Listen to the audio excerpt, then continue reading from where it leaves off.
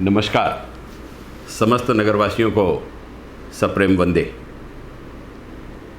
गणेशोत्सव हमारे दरवाजे पर खड़ा है और 1 वर्ष की प्रतीक्षा के बाद गणराया हमारे घर पधार रहे हैं। नागपुर महानगर पालिका ने 2012-13 में एक इनिशिएटिव लिया था कि गणेशोत्सव जो है पर्यावरण पूरक होना चाहिए। 2013 में महानगर पालिका ने एक कानून बनाया था और वह कानून को अब केंद्र सरकार ने स्वीकृत कर लिया और अपने कानून में महानगर पालिका का भी उल्लेख किया है। संपूर्ण देश में पीओपी की गणेश मूर्ति पर प्रतिबंध लगाया गया है। पीओपी की जो मूर्ति है ये पानी में घुलती नहीं है।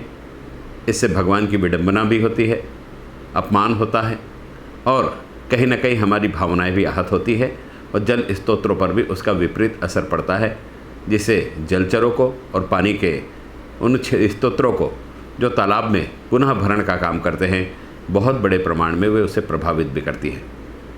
महानगर पालिका के जिस कदम को हमने शुरुआत की थी उसे केंद्र ने आज राष्ट्र में कानून के रूप में परावर्तित कर दिया है। आपसे निवेदन है कि इस वर्ष आप गणेशोत्सव पर्यावरण पूर्वक बनाएं। अपने घर में मिट्टी की मूर्ति की ही स्थापना करें। हम घर में जो मूर्ति बैठा ले वे 2 फुट से ऊंची ना हो और हम जो सार्वजनिक मैदान पर बैठा ले, सार्वजनिक स्थलों पर बैठा ले, सार्वजनिक मंडलों के माध्यम से बैठा ले, वो 4 फीट से ऊंची नहीं होनी चाहिए। साथ ही साथ ये मूर्तियाँ मिट्टी की ही होनी चाहिए। हम जो सजावट करें, इस सजावट में भी हम थर्माकोल का और प्लास्टिक का वापर बिल्कुल ना करें, कारण यह भी पर्यावरण पूरक नहीं है और कानून के दृष्टि से दोनों के दोनों अपराध है। इस धरती के पर्यावरण को हमने बचाया तो हमारा जीवन सुरक्षित भी रहेगा और संरक्षित भी रहेगा। इसलिए पर्यावरण की रक्षा के दृष्टि से आप सभी लोग काम करें। हम गणेश जी को रोज़ निर्माल्य चढ़ाते हैं। ये निर्माल्य जल स्तोत्र में न फेंकें, हमारे घर में जमा रखें। महानगर पालिका के माध्यम से दोपहर के समय में आपके मोहल्ले से महानगर पालिका की गाड़ी घूमेगी और इन निर्माल्यों को एकत्रित करके उसे खाद में परावर्तित करने का काम करेगी। अर्थात देवताओं को अर्पित किया हुआ जो निर्माल्य है ये पैरों में ना पड़े, कचरे में ना पड़े और खाद के रूप में इस्तेमाल होकर के फिर से बगीचे में मट्टी में मिल करके फिर से नई प्रकृति का सृजन कर सके। इस प्रकार का नियोजन महानगर पालिका ने किया है। आप कोशिश करें कि घर में छोटी मूर्ति है तो उसका विसर्जन भी घर में कर ले।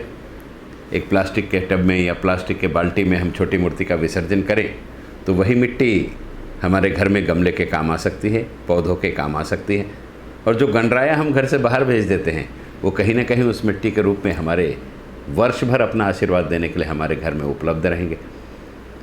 तो क्यों ना हम कोशिश करें एक बार सक्षमता से कि इस वर्ष का गणेशोत्सव जो होगा वो 100% पर्यावरण पूर्वक गणेशोत्सव होगा। प्रकृति के साथ सौहार्द निर्माण करने वाला गणपति होगा। मिट्टी की 100% मूर्ति बैठेगी और मिट्टी की मूर्ति के साथ साथ हमारा जो वहाँ पर डेकोरेशन होगी, सजावट होगी, वो सारी की सारी हम पर्यावरण पूरक वस्तुओं से ही करेंगे। इस दृष्टि का हम संकल्प लें। यह गणेशोत्सव आपकी संपूर्ण मनोकामनाएं पूर्ण करे, आपके हर इच्छाओं की पूर्ति करे, विघ्नहर्ता आपके सारे विघ्नों का निवारण करे और सुखकर्ता आपके जीवन में हमेशा सुखों की परंपरा परिपाटी को निर्बाधित रूप से जारी रखे। यही मैं गणराया के चरणों में कदम रख स्तुति करना चाहता हूँ। साथ ही साथ में मैं फिर से आपसे निवेदन करना चाहता हूँ कि महानगर पालिका पीओपी के मूर्ति पर कार्रवाई कर रहे हैं। आपके पड़ोस में भी अगर कोई पीओपी की मूर्ति बेचते हुए दिखता है तो नागपुर महानगर पालिका के सूचना केंद्र पर आप सूचित करें। महानगर पालिका तुरंत उस पर कार्रवाई करेगी और महानगर पालिका के इस पर्यावरण पूरक गणपति उत्सव के निमित्त आयोजित सभी कार्यक्रमों में आप सहभाग लीजिए, गणेशोत्सव का अच्छा आनंद लें। और हाँ, सार्वजनिक गणेशोत्सव वालों से भी मैं निवेदन करना चाहूँगा कि अरे भाई, ये आज़ादी की 75वीं वर्षगांठ है और नागपुर के अनेक लोगों ने अपना बलिदान दिया है देश की आज़ादी के लिए।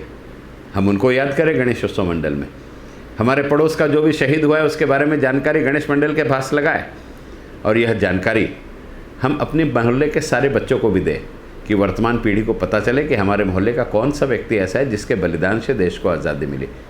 यह आवश्यक है। इतिहास जिंदा रहेगा ना तो हम जिंदा रहेंगे और नागपुर का जो स्वर्णिम इतिहास है वो लोगों तक पहुंचना चाहिए।